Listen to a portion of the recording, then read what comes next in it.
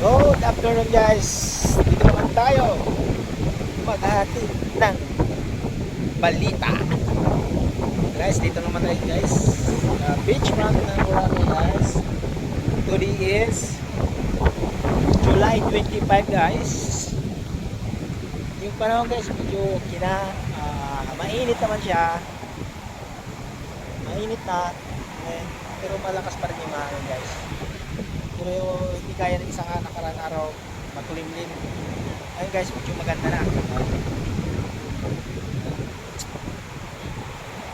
Maganda na yung pero yung alon, disip pa rin guys. Oh. Pero bukas guys, okay na yung alon.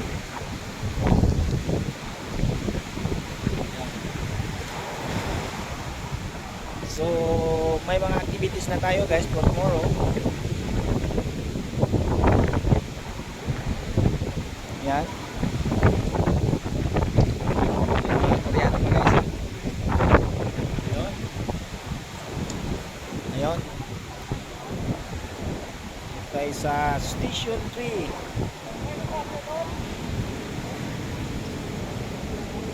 Alright. Yung viewing guys ng Boracay.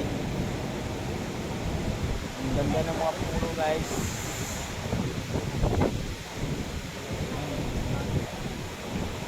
Kita doon guys. Alright.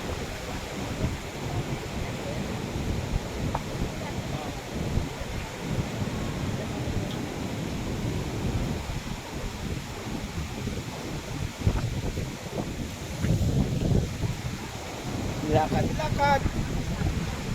Lakad-lakad.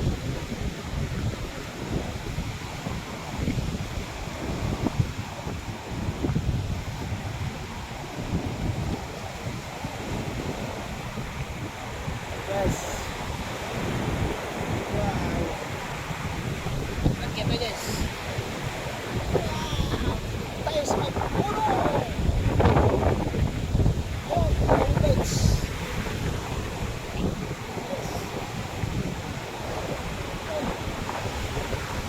High tide guys, high tide. Alas 3 pa yung low tide. Alas 4, ano na. Doon na yung tubig, kita mo yung may alon malaki, doon na yung buhangin.